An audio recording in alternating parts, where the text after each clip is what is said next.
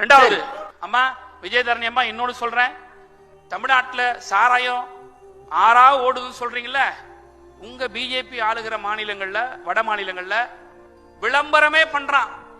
ஒரு குவார்டருக்கு ஒரு quarter free, ஒரு ஃபுல்லுக்கு ஒரு ஃபுல்லு ஃப்ரீ, இந்த டைம்ல இருந்து வந்தா இந்த டைமுக்கு ஃப்ரீன்னு.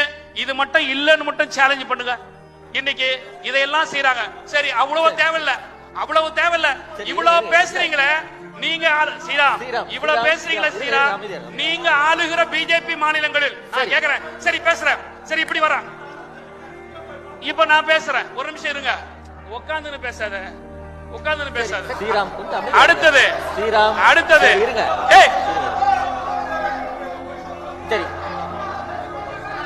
பிஜேபி ஆளுகிற மாநிலத்துல மதுவிலக்கு கொள்கையை அமல்படுத்திட்டு வந்து பிஜேபி காரன் வந்து இங்க பேசுகிறா பாக்கலாம்.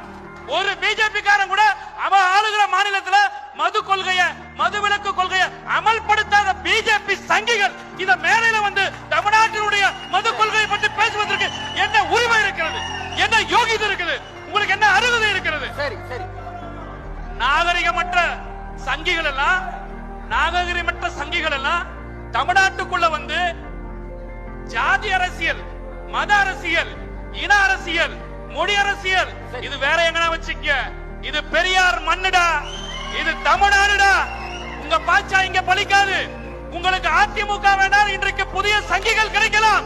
ஆனால் தமிழ்நாட்டை ஒருபோதும் உங்களால் சங்கி மாநிலமாக மாற்ற முடியாது.